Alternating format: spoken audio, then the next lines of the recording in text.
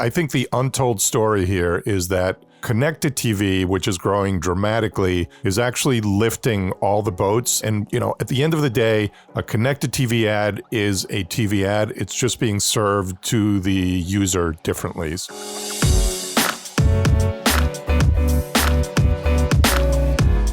Hey gang, it's Monday, April 18th. Peter, Paul, and listeners, welcome to the Behind the Numbers Daily and eMarketer podcast made possible by mParticle. I'm Marcus, and today I'm joined by two folks. Let's introduce them. We start with one of our senior forecasting analysts. He goes by Peter Newman. Hey Marcus, great seeing you again. Hey friend, same here. Thanks for hanging out. We're also joined by a very familiar voice. He is the principal analyst who heads up our advertising and media practice. It's Paul Verna. Great to be here as always. There he is. So, today's fact. 3 out of every 4 tornadoes in the world occur right here in the US. The strongest tornadoes have rotating winds of over 250 miles per hour. Damage paths, as they're called, can be in excess of 1 mile wide and 50 miles long. That's hard to even comprehend. The average forward speed is 30 miles per hour on average, but it can vary from nearly stationary to 70 miles per hour, 70. What causes them? The most violent tornadoes come from supercells, which are large thunderstorms that have winds already in rotation.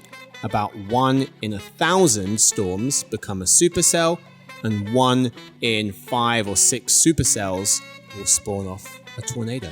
They're fascinating. I don't really think about them too much. You see them on the news with devastating effects. But yeah, this is how fast they move, how devastating they can be, and how they're created. Anyway, today's real topic: how's the ad spending recovery getting on?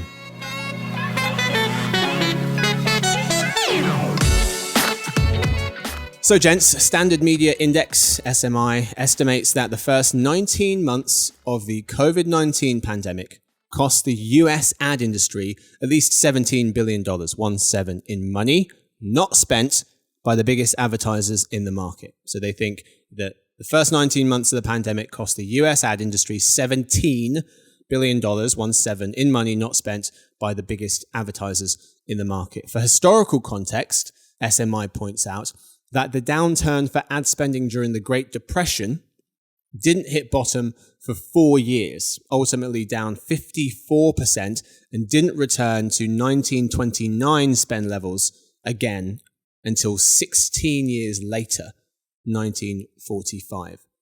So it took 4 years before it kind of bottomed out, and then 16 years to recover to those pre-recessionary numbers. The Great Recession, 2008, took 2 years to reach its nadir, only 19% down from the year before. 2007 took another 8 years to recover.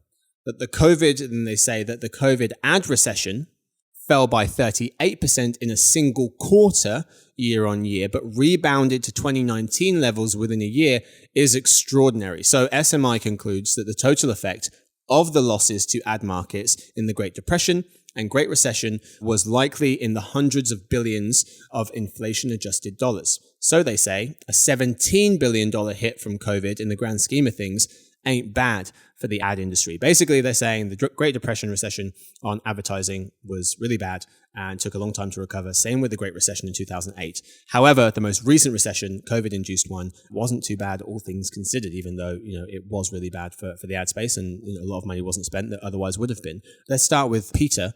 Do you agree?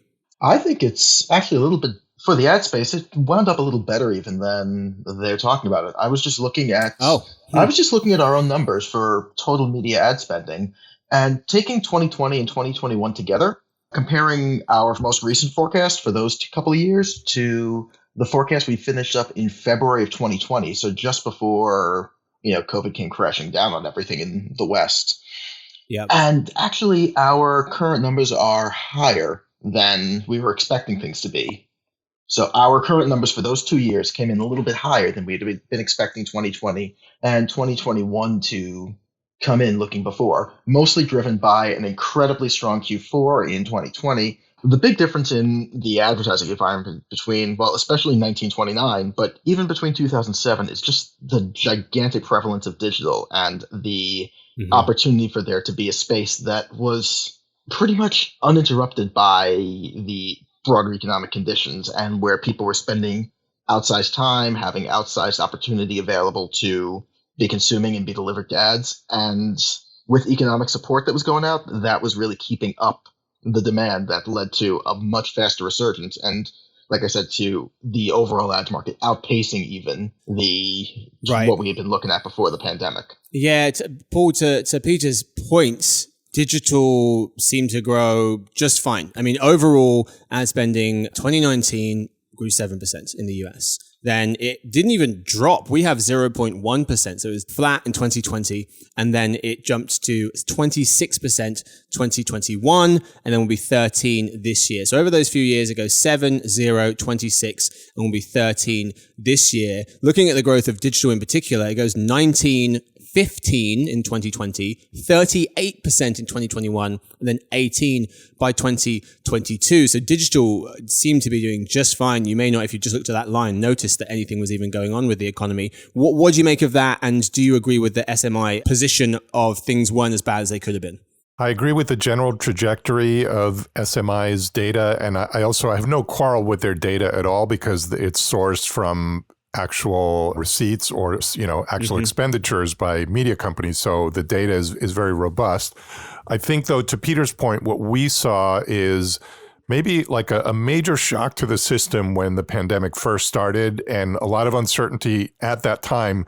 But the uncertainty went away rather quickly and much more quickly than the 19 months that SMI is basically looking at for those lines to kind of reconverge. So really what we saw was a lot of companies really didn't know what to make of the first few months, but very quickly it became clear that digital marketing, digital advertising, online commerce were all going to perform very well during this period. And as a consequence, our forecasting has reflected that. And again, to Peter's point, like if you look back at the history of our forecasts from just before the pandemic through now, pretty much every time we've issued a new forecast, which is twice or three times a year, we have raised that level of spending overall and of digital in particular. So I guess in essence, what we're seeing is a similar kind of effect that SMI is documenting, but with a much quicker and more robust recovery.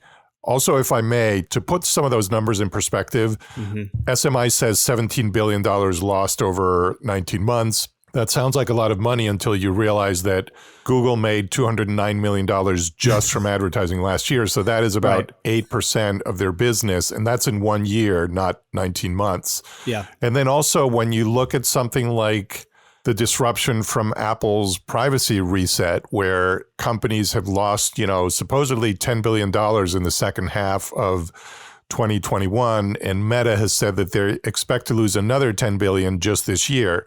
So that would be about 20 billion. So when you look at it that way, that 17 billion really does not seem like a lot. No. It obviously was a shock to the system, but I think the recovery is now very easy to see going forward. And I think it's becoming more of a footnote of the past as opposed to like this major thing that threw everybody for a loop for, a dozen years, like the Great Depression or even the economic crisis of 2008, where there was a much longer bounce back period. Yeah, it's a digital world, right? I mean, if you look at what digital's done in terms of share, pre-pandemic 2019, digital ad dollars were half of all the ad dollars in America. Half of the ad dollars were spent on digital pre-pandemic 2019. By next year, 2023, they'll account for 3/4. So digital advertising went from half pre-pandemic to 3/4 of overall ad pie in 5 years' time and refuses to slow down, Peter. By 2026, we have that share climbing to 80%.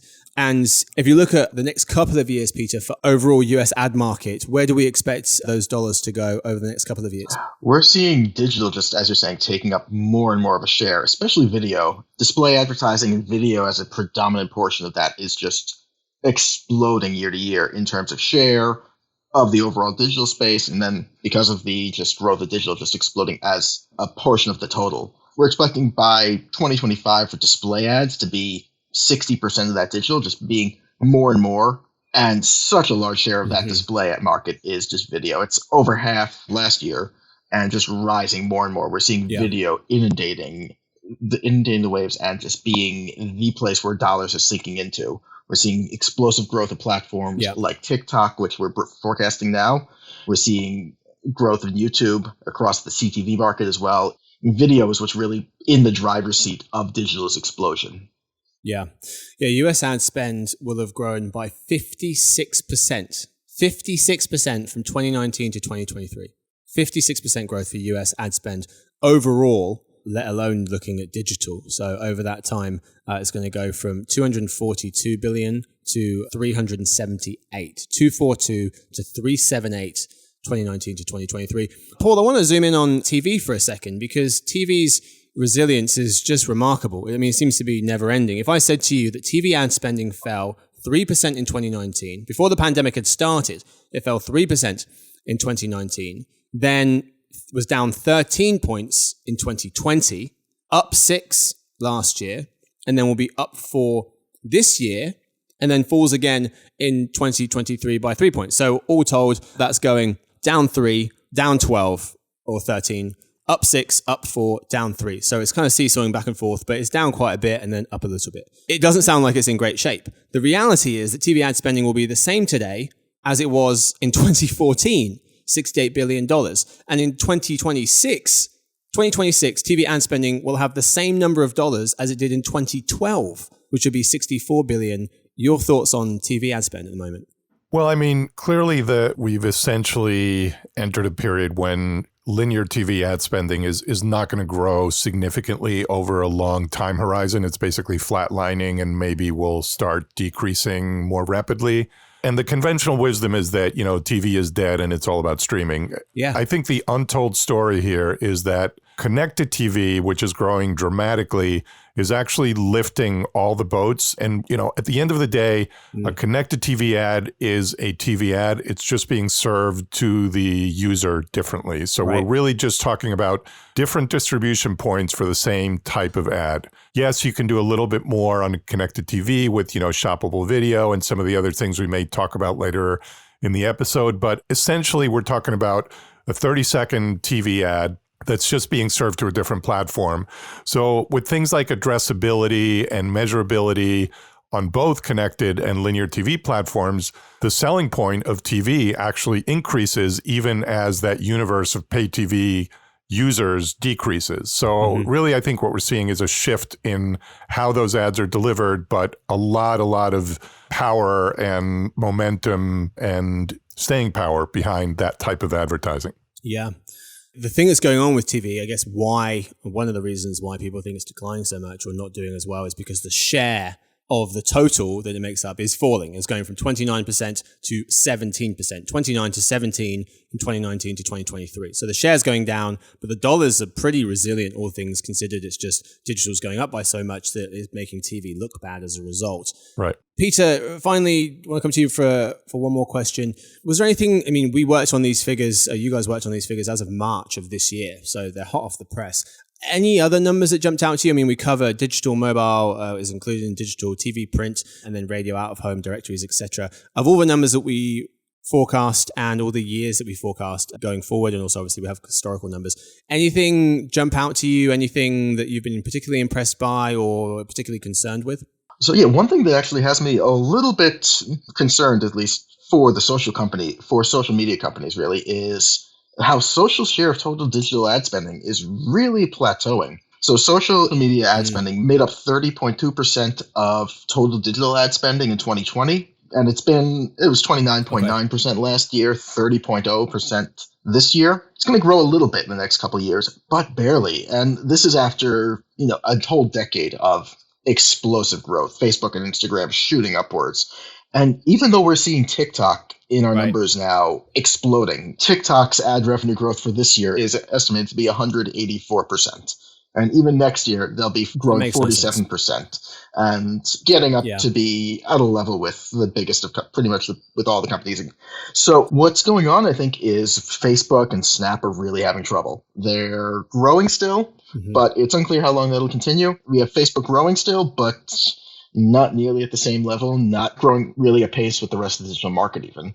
So that's a big blaring klaxon on the horizon. Yeah, and just to put the social share in perspective, Marcus, you talked about TV, that people think it's decreasing because its share is decreasing. And I think, when you look at digital, it's not that social is doing poorly. It's really that, you've got these emerging areas like connected TV, like retail media networks, and even search is growing quite, healthily. So in that vein, social, with some of the issues that we've talked about with regard to Meta in particular, seems like it's maybe underperforming when in reality it's, it's actually doing quite well. Yeah, something to pay attention to, definitely. One more thing for me that jumped out was some of the other media channels that we cover. They did have some respectable shares. Before the pandemic, 2019, print was over 6% of the overall ad pie. Radio, just under 6%. Out of home, 4%. So relatively respectable. Now they're closer to 2 to 3 points each. They used to account for collectively 16% pre-pandemic, and now it's closer to 8% for print, radio, and out of home collectively. That's all we've got time for the lead. It's time now for the halftime report. Peter and Paul, what are your takeaways from the first half? Peter, we'll start with you. 30 seconds, go. So really, the digital ad market and the overall ad market, while there was a major disruption with the pandemic, it rebounded, in our view, faster even than we can measure. We didn't even see it drop 1 year, and looking at the full 2-year period, there was no overall loss in terms of spending. And there might be some warnings on the horizon for social as growth lags behind the overall digital market. Yeah. Paul, how about you?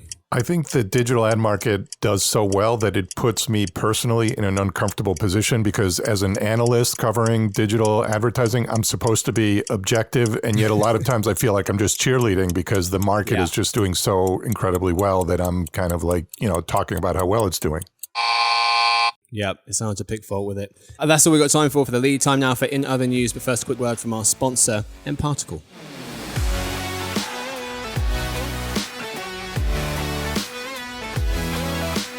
At the end of the day, your customer has to be at the center of everything you do. This starts with the right customer data strategy, as well as the right foundation to solve the challenges that typically inhibit success, such as data quality, data governance, and connectivity. mParticle is your real-time customer data infrastructure that helps you accelerate your data strategy by cleansing, visualizing, and integrating your customer data from anywhere to anywhere. Ultimately, better data leads to better decisions, better customer experiences, and better outcomes. See why the best brands choose mParticle. Go to www.mparticle.com.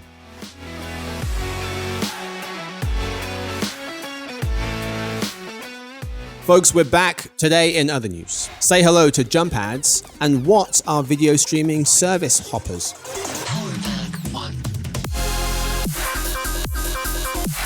Story 1. Say hello to Jump Ads.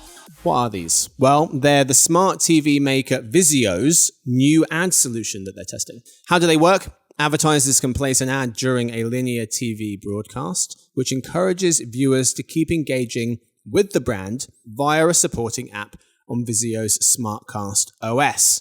So Jeremy Goldman, he's our briefing director.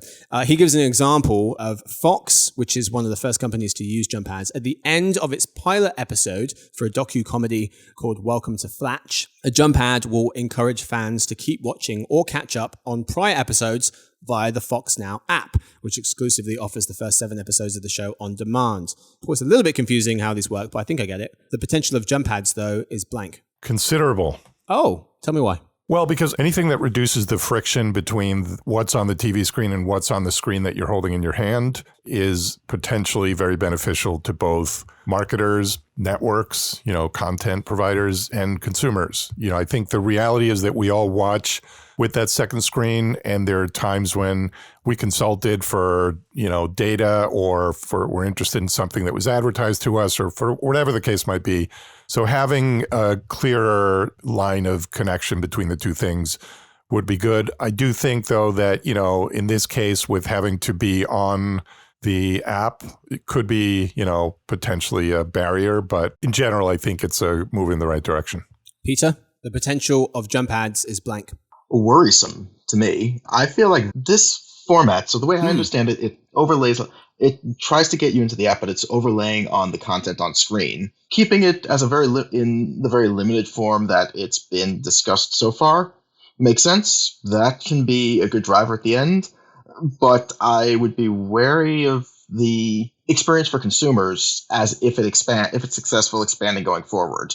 Expanding into more prominent roles in the content, expanding away from just the end. Overlaying is always something I'm wary of as a consumer and could stymie adoption of CTV, could give CTV ads a bad taste in consumers' mouths and limit growth of the overall platform. Yeah, it has to be done right. I was watching the Clippers beat the hell out of the Suns the other day, a basketball game, and I swear every 5 minutes they would put up a QR code for a quiz or for a poll or something irrelevant, and it's starting to interrupt the user experience. So yeah, they have to do them the right way for sure. Yeah, I totally agree on that, by the way. Even though I'm bullish on the concept, I think I'm only bullish if it's done with attention to consumer experience. Just want to say that. Absolutely. Yeah. Story 2. 32 million US households are video streaming service hoppers. What are they? Well, the subscribers who switched between services and resubscribed to services multiple times in the previous 12 months. So that's 36% of all video streaming service households moving around within a 12-month period. 36% of them, says Parks Associates. So, Paul, this video streaming service hoppers phenomenon is blank. I'm going to say churn is not just for ice cream anymore. It's for the video industry in a big way. And this is a reality that I think all services have been confronting and will be confronting even more as there are more of them competing. It's a very complex metric. We could spend the whole episode talking about why it happens and how the different indicators of churn relate to each other, because there are different ways to look at it. But the bottom line is that people have more agency in what they choose to watch and when they choose to watch it. And I think increasingly they're exercising that agency, which I think is good. It's good for the ecosystem. Peter, this video streaming service hoppers phenomenon to you is blank. It's inevitable. As Paul was saying, it's the new reality, especially as you're getting into a limited series. I need one service for these couple months, drop it, find the next service that has the next prestige show that I want to see, I want to watch the Champions League in soccer. That means I need Paramount Plus, but then, it's summer. I don't need that. Like, there are so many of these services. They're proliferating everywhere. I honestly wish I could just bundle it all and pay for cable again and actually get everything in the digital phase. But with that direction, with everything proliferating so much with so many of these services, you only want to pay for what you need, and it's how it will be for the future, I think. Yeah, we just talked about on the Weekly Listen this article in Adweek, which talked about why soccer is going to become the most dominant sport in America. It's a fascinating piece. And they gave some very compelling reasons, but one of the reasons they gave was that soccer is pretty much a year-round sport. I mean, the European leagues, they play pretty much 10 months of the year, from August all the way around to May, and they have June and July off. And so something like that, you can't just drop, like a basketball fan, you can drop it from April to October. NFL, you can drop it from February to, there's a lot of these streaming services from February to September or August. And so there are gaps where you can become one of these service hoppers, at least with regards to watching sports content. Whereas if you have something with like soccer where you need it almost year round, will you drop it for those 2 months? Maybe you'll find something to watch and you'll keep paying it. I thought it was interesting. During 2020, Antenna found the average churn rate for premium SVOD services, Paul was talking about churn, was about 6.5%, the average churn rate for a premium SVOD service, but it varies greatly by service. Netflix was 2%, Hulu was 4%, Disney was 5%, Apple TV Plus 17%. Definitely depends what you're watching. And one other thing that's going to only complicate this is Netflix has been making moves now to curtail password sharing. So that actually is going to potentially increase the churn rate on Netflix, which has been historically low. Yeah, great point. That is all we got time for. Thank you so much to my guests. Thank you to Peter. Hey, thanks, Marcus. This was great. Yes, sir. Thank you to Paul. Always a pleasure. Thanks for being here, friend. And thank you to Victoria. She edits the show. Thanks to everyone listening. We'll see you tomorrow, hopefully, for the Behind the Numbers Daily, the Marketer podcast made possible by M Particle.